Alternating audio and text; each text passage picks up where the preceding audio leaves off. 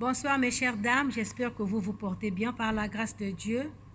Moi également, je me porte bien avec toute ma famille. Et nous bénissons Dieu pour sa grâce, pour son amour qu'il ne cesse de manifester envers nous, ses enfants. Pour ce soir, nous allons méditer la parole de Dieu qui se trouve dans Luc chapitre 11 à partir du verset 1 jusqu'au verset 13. Et le thème de notre méditation est « Sois une femme de prière. Persévère dans la prière. » Et nous, en Guyane, les églises sont encore fermées. Nous prions Dieu et nous savons que le Seigneur va encore nous donner cette occasion pour que nous puissions être ensemble dans l'adoration, dans l'éducation, l'amitié et le service pour partager la joie entre nous, enfants de Dieu.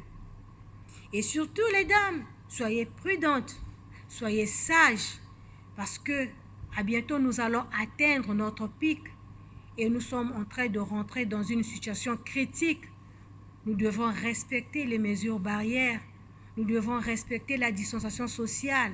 Et lorsque nous sortons, n'oubliez pas de mettre votre masque. Et nous sommes toujours en train de regarder vers le Seigneur parce que nous savons que notre Dieu est toujours au contrôle. Courage les dames, que Dieu soit béni.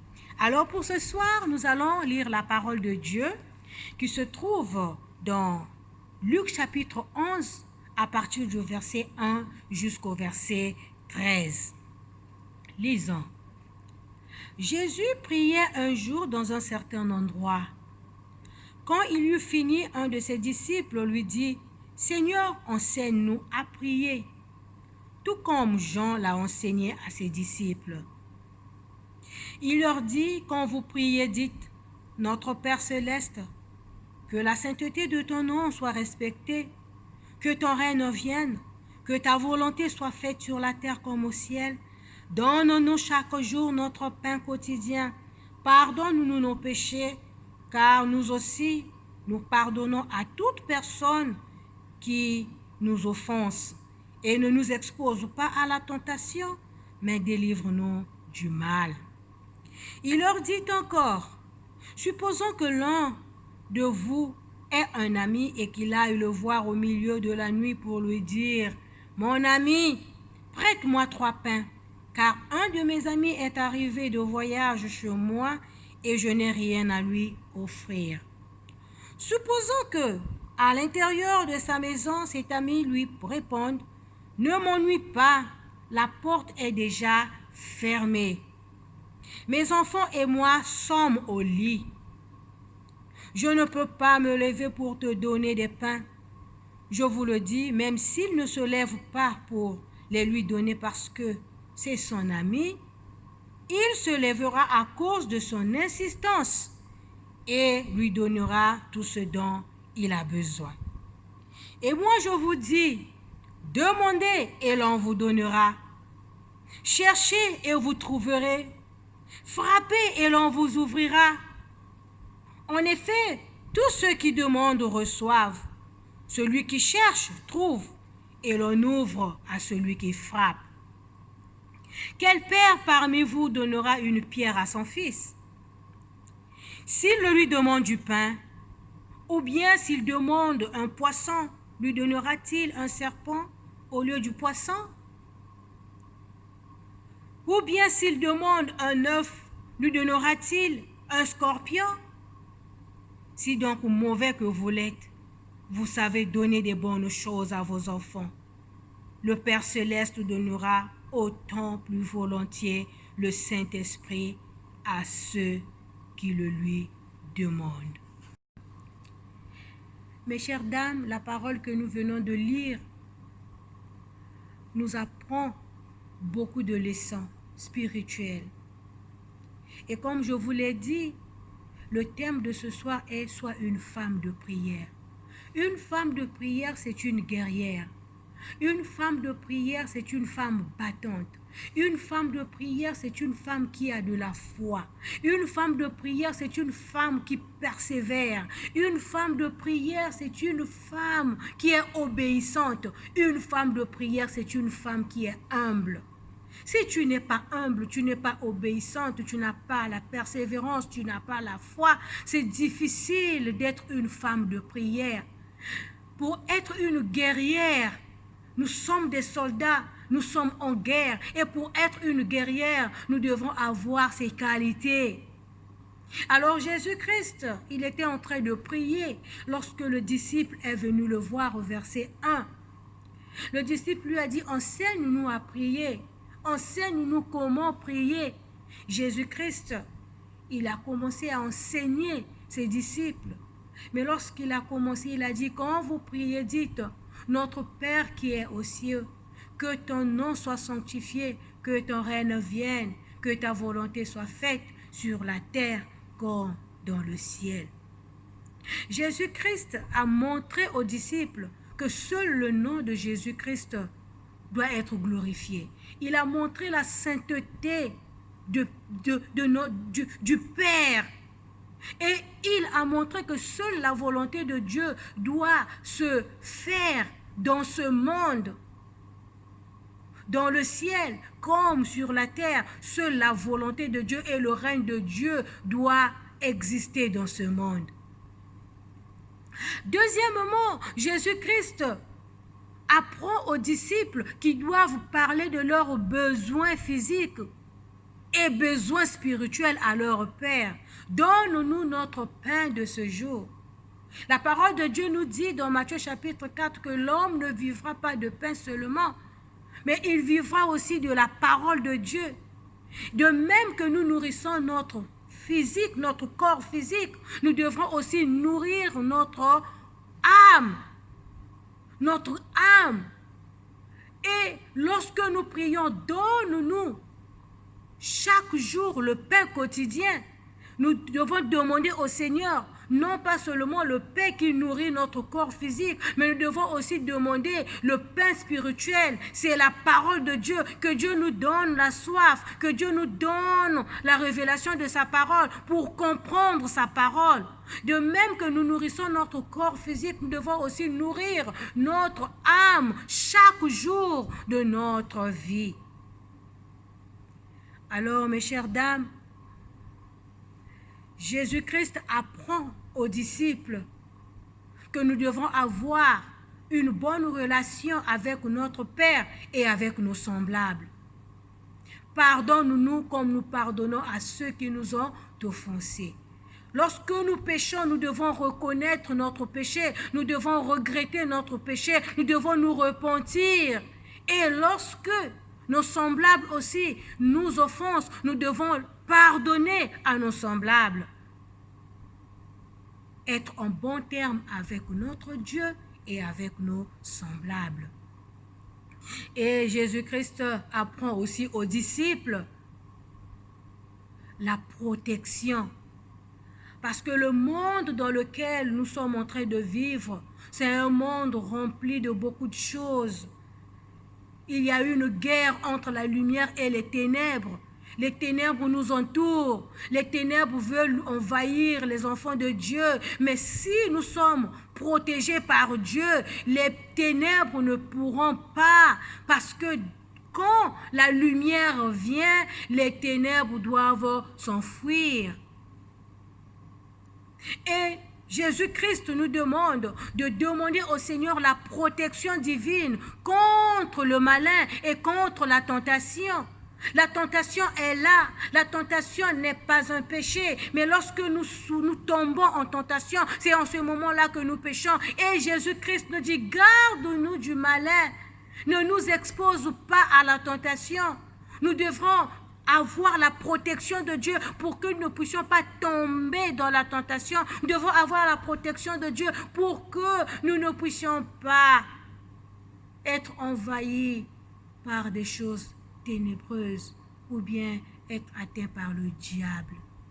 Seule la protection de Dieu, seule la présence de Dieu peut nous garantir de toutes ces choses.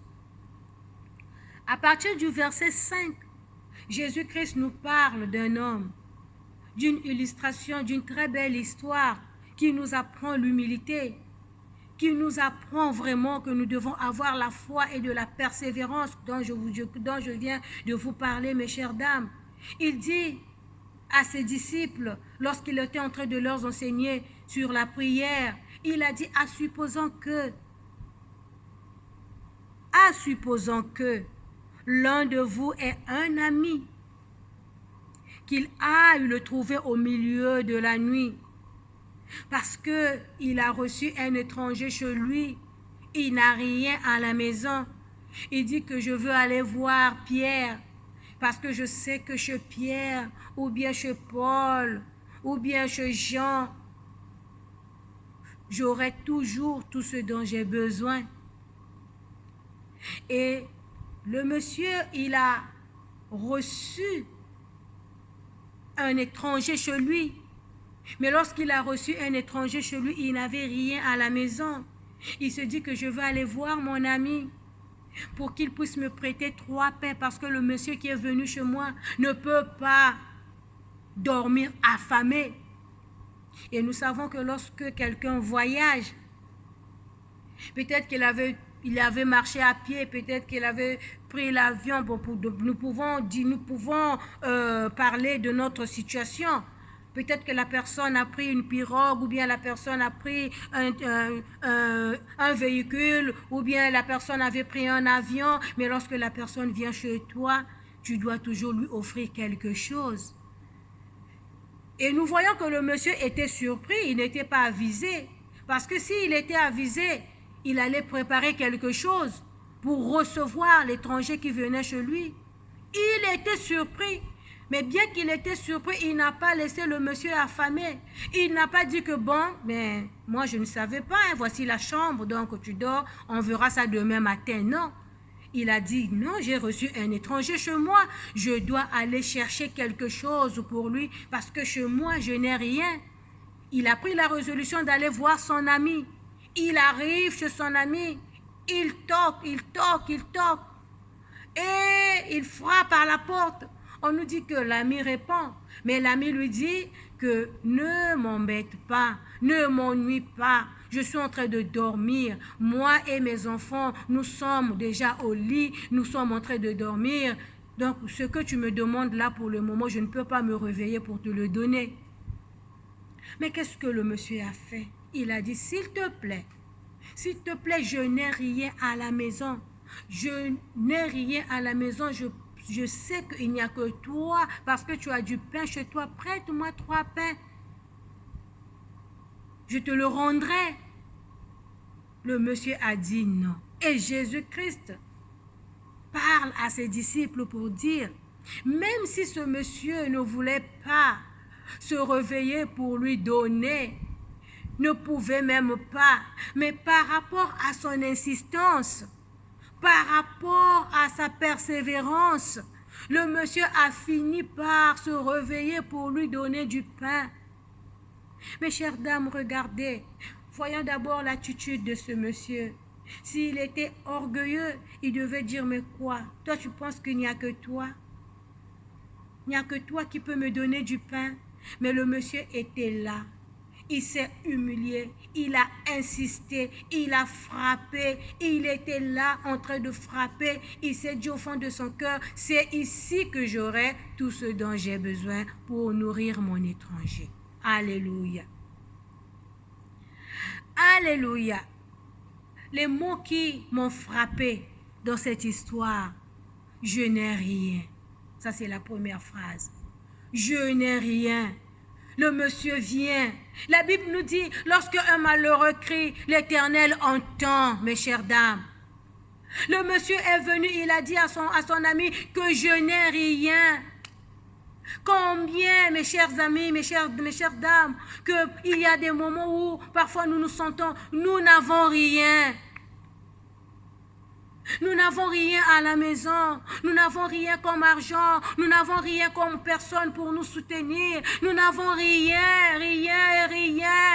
Les enfants d'Israël, lorsqu'ils étaient en train de marcher, Oui, ils ont quitté l'Égypte, Pharaon les a laissés. Mais après, Pharaon a regretté. Ils ont dit, mais si nous les laissons, lesquels qui vont encore travailler pour nous? Et il a eu la résolution de poursuivre les enfants d'Israël. Mais les enfants d'Israël, lorsqu'ils ont regardé derrière, ils ont vu l'armée égyptienne. Ils ont regardé devant, ils ont vu la mer Rouge. Mais qu'est-ce qu'ils ont fait? Ils ont regardé vers le ciel.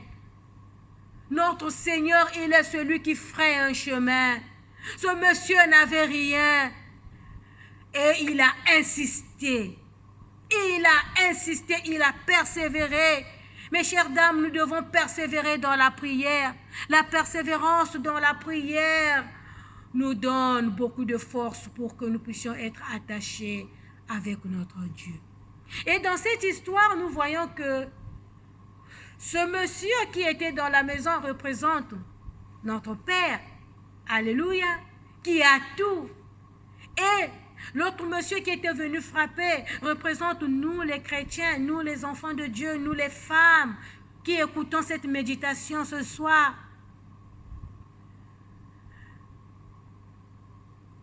Deuxièmement, le monsieur dit, ne m'embête pas, ne m'ennuie pas, ne m'importune pas. Mais le monsieur n'a pas écouté ce que son ami qui était dans la maison était en train de lui dire. Ce monsieur ne s'est pas découragé. Il n'était pas découragé. Au contraire, il a insisté. Il a insisté. Et la troisième, la porte était fermée. Lorsqu'il est arrivé, la porte était fermée. Il a toqué jusqu'à ce que la porte était ouverte. Jusqu'à ce que son ami a ouvert la porte. Mes chères dames, nous savons que nous sommes tous les enfants de Dieu. Et nous sommes aussi dans cette situation. Il se peut que tu as eu une situation. Le manque ne signifie pas seulement le manque d'argent. Tu peux avoir aussi beaucoup de biens, mais tu n'as rien. Tu n'as personne qui t'entoure. Alléluia. Tu peux avoir aussi beaucoup d'argent, mais tu n'es pas en bonne santé. Je n'ai rien. Tu te rends compte que ton argent ne peut rien faire pour toi. Mais seul Dieu et seul Jésus peut te soutenir. Seul Dieu et seul Jésus peut te donner tout ce dont tu as besoin. À cause de son insistance, le monsieur, il a décidé de rester là. Il est resté là. Et Jésus-Christ continue. Il dit au verset 9, « Et moi je vous dis, demandez et l'on vous donnera. Cherchez et vous trouverez. Frappez et l'on vous ouvrira. » Alléluia. Mes chères dames, nous devons toujours demander. Nous devons chercher et nous devons frapper. Et frapper où? À la bonne porte. La bonne porte, c'est la porte de Jésus. La bonne porte, c'est la porte de notre Père. Jésus-Christ a dit, je suis la porte. Si je ouvre, personne ne peut fermer. Et si je ferme, personne ne peut ouvrir. Seul Jésus peut débloquer ta situation. Dans le moment de prière, mes chères dames, soyons des femmes de prière. Dans n'importe quelle situation de notre vie, Jésus te demande, il te dit de demander. Et il a dit, jusqu'à présent, vous n'avez encore rien demandé. Demandez afin que votre joie soit parfaite. Il nous demande, nous encourage de frapper. Il dit, on ouvre à celui qui frappe. Toujours l'idée de l'insistance, toujours l'idée de la persévérance. Nous devons garder la foi, nous devons persévérer dans notre vie de prière, quelles que soient les situations que nous pouvons rencontrer, situations de maladie, situations de couple, situations que nous pouvons endurer dans notre vie, le manque d'argent, le manque de soutien. Nous savons que notre Seigneur, il est là, il est plus près de nous. Allez. Il continue et il dit, quel père donnera-t-il une pierre à son fils s'il lui demande du pain? Alléluia. Ou s'il demande du poisson, lui donnera-t-il un serpent? Ou bien s'il demande un œuf, lui donnera-t-il un scorpion? Oh, il continue, si donc mauvais que vous l'êtes, mais vous savez donner des bonnes choses à vos enfants. Alléluia. Et le Père Céleste donnera tant plus volontiers le Saint-Esprit à ceux qui le cherchent. Regardez comment Jésus voit des choses. Il commence et il termine par le Saint-Esprit. Et il veut nous enseigner, mes chères mamans, que celui qui s'approche de Dieu, celle qui peut s'approcher de Dieu, c'est celle-là qui a le Saint-Esprit. Parce que le Saint-Esprit, c'est quelque chose de primordial dans notre vie. Si vous êtes rempli du Saint-Esprit, vous allez prier en esprit. Si vous êtes rempli du Saint-Esprit, vous allez marcher en esprit. Si vous êtes rempli du Saint-Esprit, la puissance de Dieu sera sur vous. Le Saint-Esprit va vous guider. Le Saint-Esprit va vous parler dans votre vie de prière. Mes chères mamans, soyons des femmes de prière.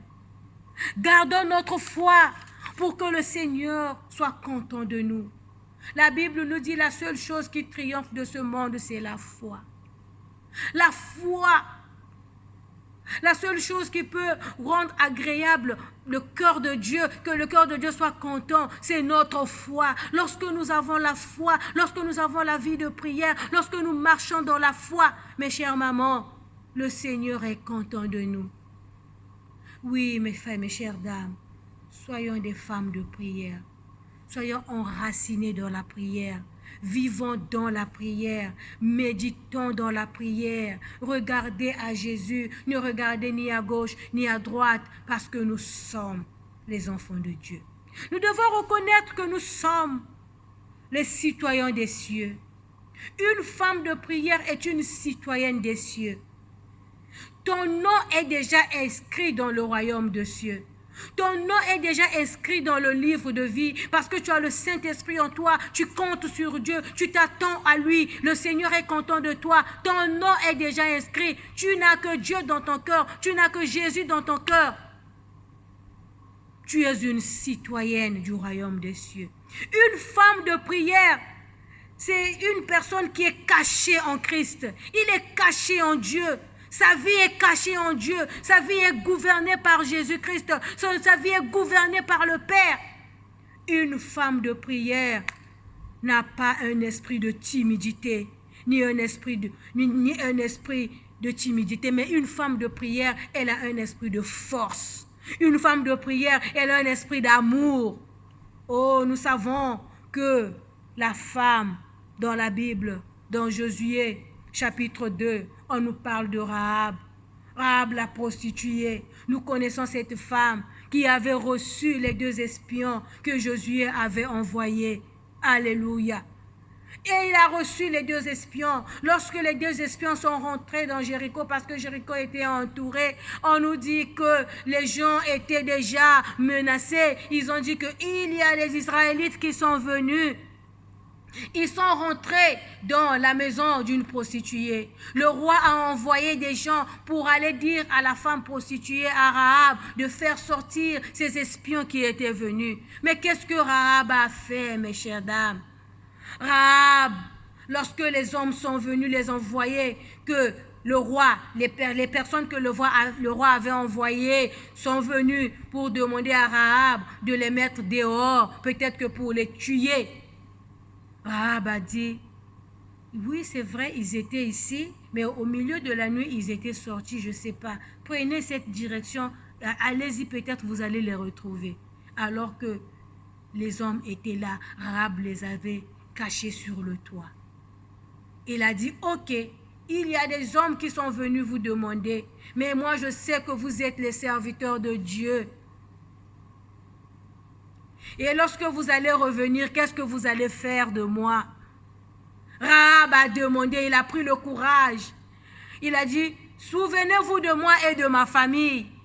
Les serviteurs de Dieu ont dit, ok, lorsque nous allons revenir, prends tes parents, tous les membres de ta famille, qu'ils soient dans ta maison. Le fil, le cordon avec lequel tu as utilisé pour nous faire sortir, pour nous sauver, c'est ce même cordon que tu vas prendre, tu vas attacher devant la porte de ta maison. Et ceux qui viendront sauront que cette famille, elle est déjà sauvée. Rahab, par son courage, elle a sauvé ses frères par amour. Elle a sauvé sa famille et elle s'est sauvée elle-même. Lorsque les enfants d'Israël sont venus prendre Jéricho, ils ont tué tout le monde. Rahab et sa famille n'étaient pas tués. Pourquoi? Parce que Rahab était une femme courageuse. Elle n'était pas timide. Lorsque les gens sont venus, elle n'a pas tremblé pour dire oui, ils sont là, ils sont là. Non, mais Rahab, elle a pris son calme. Elle a dit ok, ils étaient là, mais ils s'étaient sortis. Il les a mis sur le toit et ça ne s'est pas arrêté là. Elle a dit ok, je vous ai sauvés, mais lorsque vous allez revenir, qu'est-ce que vous allez faire pour moi? Rahab, par son courage, elle a sauvé. Chère dame, Dieu ne t'a pas donné l'esprit de timidité. L'esprit qui est en toi n'est pas un esprit de timidité. L'esprit qui est en toi n'est pas un esprit de peur. Une femme de prière, c'est une femme qui se lève. Lorsque dans la nuit, tu vois que les choses ne marchent pas, lorsque tu es tourmenté, lorsque tes sommeils sont tourmentés, lorsque la vie de tes enfants est en danger, lorsque la vie des membres de ta famille sont en danger, lève-toi, évoque ton Dieu. Lève-toi, prie ton Dieu, l'Éternel qui entend ses enfants. Il va t'écouter parce que tu es un enfant de Dieu. Tu es une citoyenne du royaume des cieux. Ta vie est cachée en Jésus-Christ. Nous sommes les enfants de Dieu. Mes chères dames, soyez des femmes de prière. Dans n'importe quelle situation, dis au Seigneur, je suis pour toi. Cultive ta vie de prière.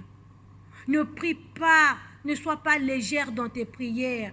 Parle avec ton Père. Prends tout ton temps de parler avec ton Père. Vous regardez dans le premier verset du chapitre 11 de Luc, on nous dit que le disciple, lorsqu'il était venu, il est venu trouver Jésus en train de prier. Si Jésus qui était Dieu, qui est Dieu, il était en train de prier, alors pourquoi pas nous? Et souvent, nous avons de la fatigue. Souvent, on se dit, lorsque je veux prier, qu'est-ce que je veux dire? Le Seigneur lui-même mettra ses paroles dans sa bouche. Lis la parole de Dieu et le Seigneur mettra ses paroles dans ta bouche. Tu vas prier pour les membres de ta famille. Tu vas prier pour tes proches. Tu vas prier pour le pays. Tu vas prier pour l'église. Tu vas prier pour les hommes de Dieu. Tu vas prier pour les infirmiers. Vous voyez qu'on a beaucoup de sujets. Tu vas prier pour toi-même, tu vas prier pour ta vie spirituelle, tu vas prier, prier et prier pour que le Saint-Esprit remplisse ton cœur. Parce qu'au dernier verset, Jésus-Christ a dit, votre Père vous donnera le Saint-Esprit. Il donnera le Saint-Esprit à ceux qui en veulent. Alors que le Seigneur, mes chères dames, nous aide à être des femmes de prière, des combattantes de prière, des guerrières de prière, à être debout. Celui qui est en nous est plus fort que celui qui est dans ce monde. Lorsque une femme se lève pour prier, le royaume des ténèbres est bouleversé parce que le diable aime utiliser les femmes. Mais lorsque une femme se lève pour prier, Satan est dérangé, Satan a peur parce que nous avons une puissance que Dieu a mis en nous les femmes. Une femme qui prie, une femme qui est debout dans sa maison est une source de bénédiction pour sa famille. Alors, mes chères dames, que Dieu vous bénisse, que Dieu nous bénisse et que la paix de Dieu soit avec vous. Prions le Seigneur. Éternel notre Dieu, nous te prions, Seigneur, ce soir, pour que tu puisses nous remplir encore de cet amour, que tu puisses nous donner encore, Seigneur, la soif de nous approcher plus près de toi. Aide les femmes, Seigneur, qui ont de la fatigue pour prier. Aide les femmes, Éternel, notre Dieu, qui n'ont pas le courage de se lever pour prier.